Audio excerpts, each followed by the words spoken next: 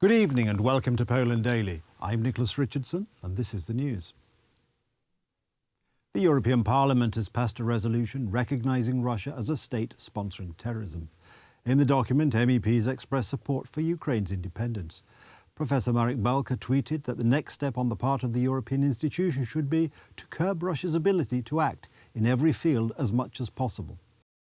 We vote now on the resolution as a whole. By roll call, vote is open. 494 MEPs voted in favour, 58 voted against and 44 abstained. Vote is closed and it is broadly adopted. Congratulations. We demanded to speak more sharply about the fact that it is a terrorist state. We ended up with the final text, which agreed on the phrase that it is a state sponsoring terrorism, and it is indeed a soft form.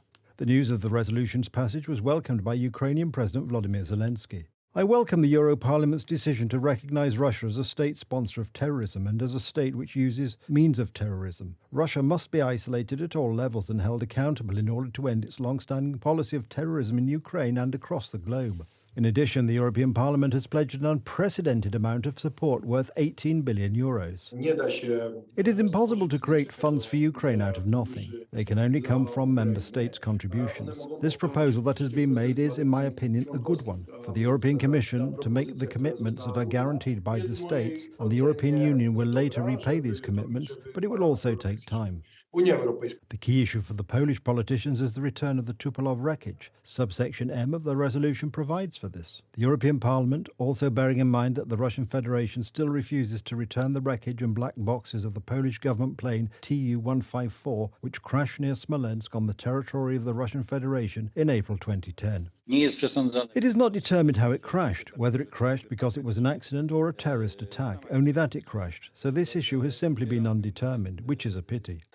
On the other hand, former British Prime Minister Boris Johnson, in an interview with the Portuguese-language version of CNN, spoke about the reactions of representatives of various countries to Russia's aggression against Ukraine and accused the German government of being an advocate of Ukraine's swift defeat. The German view was at one stage that if it were going to happen, which would be a disaster, then it were better for the whole thing to be over quickly and for Ukraine to fold. However, it has taken 10 months for the European Parliament to recognise Russia as a country sponsoring terrorism. This is the first time that the European Parliament has taken such a broad approach to a state that sponsors terrorism, because what is written there is such an overview of Russia's actions, starting from the 24th of February, but going back to earlier terrorist offences committed by Russians. Resolutions of the European Parliament do not have the force of law and only express the position of the European Union. They do, however, provide guidance to member states in making key decisions. As the European Parliament was passing a resolution declaring Russia a state sponsor of terrorism, Russian rockets struck Ukraine. Explosions occurred in Kyiv as well as in the Lviv, Dnipropetrovsk, Mykolaiv and Zaporizhia regions. Ukrainian authorities report fatalities and injuries. Our special correspondent, Witold Nevelich, is in Mykolaiv.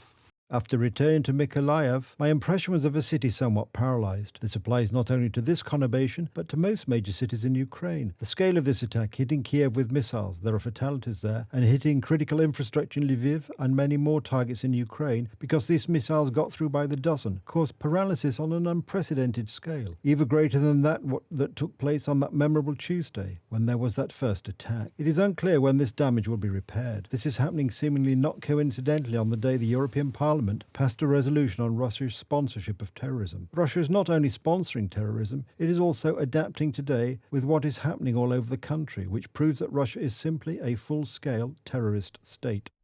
The tragic events in Przewodow have provoked the opposition to criticise the state of security over Poland's skies.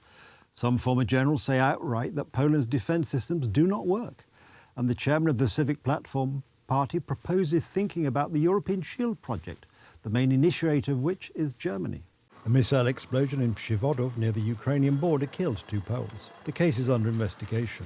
Experts agree that no air defence systems are able to protect the entire area of the country. If there are claims that NATO failed, that Poland fails, it causes this kind of narrative to cause confusion about what air defence, missile defence is. However, opposition politicians question the effectiveness of the defence of Polish airspace. Civic Platform head Donald Tusk suggested that in addition to the US Patriot missiles, the government should consider including Poland in the European missile shield system pushed by the German government. I guess it was too hasty of the government to abandon joint work with other countries on Poland's presence in the venture. Civic Platform MP Tomasz Kostuś believes that the situation beyond Poland's eastern border should prompt the government to talk with partners who are capable of strengthening the country's defensive potential in the short term. This is one of the most neglected areas when it comes to national security and defence. We will have such a system, one of the most modern ones, comparable to Israel's, around 2030. The implementation of orders for the defence sector is a complicated and lengthy process. That is why the Defence Ministry in 2018, after years of negotiations, signed a contract for the first sets of American Patriot missiles, which went to the Polish army 2 months ago. Prime Minister Donald Tusk, who at the moment is throwing excellent ideas from his sleeve, will be better off sitting quietly because his party ruled for 6 years and they did nothing in this regard. In late March, the Polish military took delivery of the second Pilica short-range anti-aircraft set. The first Korean K-239 Chonmu missile launcher modules will be received next year. So will 20 sets of HIMARS multi-launcher rocket launchers. A total of 300 such sets will be supplied to the Polish army. We are awaiting approval from the State Department for the possibility of ordering another 6 batteries, 16 fire sets. Each set consists of 3 launchers and a radio location station which will provide anti-aircraft and anti-missile protection here. Another element indirectly related to enhancing Poland's country's security is the infrastructure development. Former United States Army Commander in Europe Ben Hodges pointed out the importance of infrastructure development in enhancing logistics capabilities. Poland is doing a lot of work. The Poles recognize that they're next. I mean, if the West cannot stop Russia and Ukraine, the Poles absolutely believe that they're next. And so they are working very hard to improve their infrastructure. They're looking at a major transportation hub somewhere south of Warsaw near Łódź that would be on the scale of the Frankfurt Flughafen, for example, but would also connect rail and highways and pipelines. What perhaps for us is just a convenience, a certain comfort when it comes to moving around Poland, when it comes to the expeditionary element, then in the strategic perspective for the military, for the state defence system, it is also a long-term investment in the ability to deter and defend potential adversaries. Poland is one of the few NATO countries to meet its commitment to spend 2% of GDP on the armed forces. The massive modernisation plan for Poland's military calls for the state to allocate more than 500 billion zloty over the next few years. The United Kingdom Supreme Court has decided that the Scottish Government has no legal basis for holding an independence referendum. Consent for such a vote must be given by the British Parliament sitting in London. Scotland's First Minister, Nicola Sturgeon, criticised the decision and said that attempts to gain independence will continue. For all these reasons, which are set out more fully in the judgment, the Court unanimously concludes that the proposed bill does relate to reserved matters. Accordingly, in the absence of any modification of the definition of reserved matters by an order in Council under Section 30 of the Scotland Act or otherwise, the Scottish Parliament does not have the power to legislate for a referendum on Scottish independence.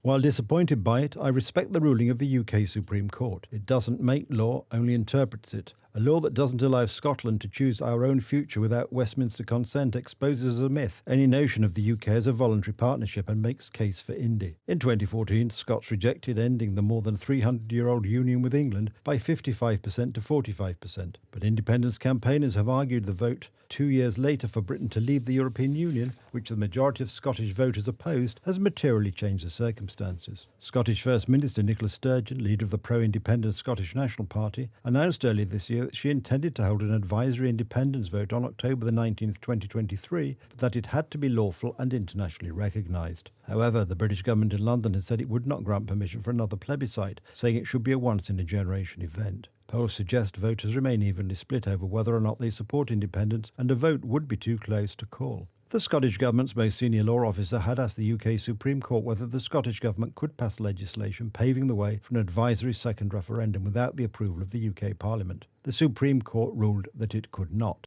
That's the news. Thank you for watching. Stay with us for the weather, Poland Daily Business and more programmes. But from me, it's have a good night and a better tomorrow.